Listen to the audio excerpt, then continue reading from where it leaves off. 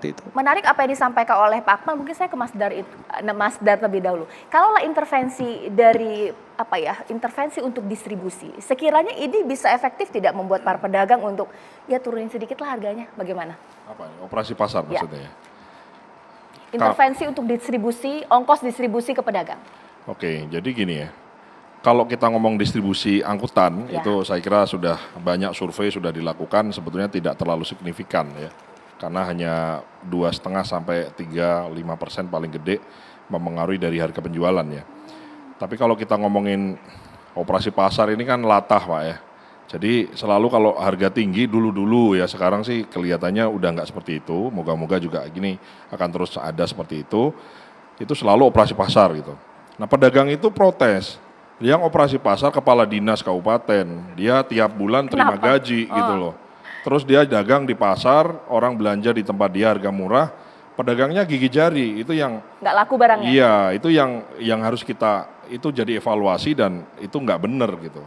Nah sejak kira-kira beberapa tahun yang lalu saya jadi ketua umum APSI ini, saya banyak ngobrol sama Pak Kepala Badan Pangan ini Pak Arief ya. Jadi kalau operasi pasar, yang operasi pedagangnya.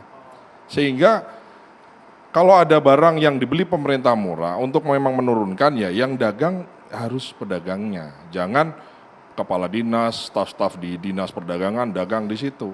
Itu poin nomor 1. Nomor 2, ini ada social punishment juga ya. Kalau misalnya tiba-tiba ada instansi pemerintah misalnya atau BUMN melakukan operasi pasar di pasar induk misalnya. Berharap pedagangnya membeli barang di situ. Yakin dan percaya nggak banyak pedagang yang akan beli di situ. Kenapa? Karena ya begitu, operasi pasar itu hanya 2 hari, 3 hari, paling lama seminggu. Habis itu nggak ada. Kalau nggak ada, pedagangnya mau beli lagi ke pedagang yang lebih besar tadi, tempat dia langganan, udah nggak dikasih. Blacklist maksudnya? Iya blacklist sudah. You nggak setia. Ini tata niaga sudah puluhan tahun Pak ya, udah ratusan tahun. Saya kira kalau kita mau intervensi sejauh mana itu saya kira juga harus pelan-pelan ya Pak ya, jadi nggak bisa juga asal itu poin pertama. Yang kedua, mengenai operasi pasar. Yang kedua, saya ingin mengomentari sedikit Pak Arief ya. Kalau memang ada tatanan harga baru, maksud saya itu gini, orang taunya beras mahal atau beras tinggi, oh ternyata enggak, ini ternyata adalah tatanan harga baru. Tolong di state secara terbuka bahwa harga beras ini tatanan harga baru ya, naik. Jadi orang akhirnya aware Pak. Jangan merasa harganya naik, jadi psikologinya harga naik. Jangan-jangan beras yang dari 12.000 sekian tadi jadi 13.000 sekian, itu adalah tatanan harga baru.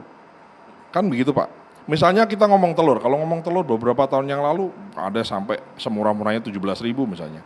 Berapa harga tatanan baru itu berapa? Itu saya kira juga harus secara terbuka Pak disampaikan ke masyarakat. Jadi orang nggak berandai-andai ya gitu. Bukan pedagang yang naikin gitu. Iya, bukan pedagang yang naikin. Ini kan kalau harga naik pedagang yang salahin Pak.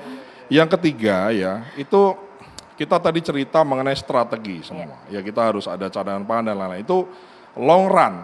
Itu butuh waktu. Sementara rakyat kita tuh besok butuhnya. Lusa butuhnya, hari ini butuhnya. Sehingga saya berharap ada quick win di situ. Ada jangka pendek itu diatasi dulu deh. Apapun caranya, apakah memang ada subsidi kah, apakah itu ada operasi pasar yang seperti apakah yang adil misalnya, sambil strategi long run-nya dipikirkan. Cadangan pangannya ini, hulunya, food estate, whatever itu semua, kita semua sepakat lah, kemandirian ini adalah suatu keharusan yang harus kita tempuh.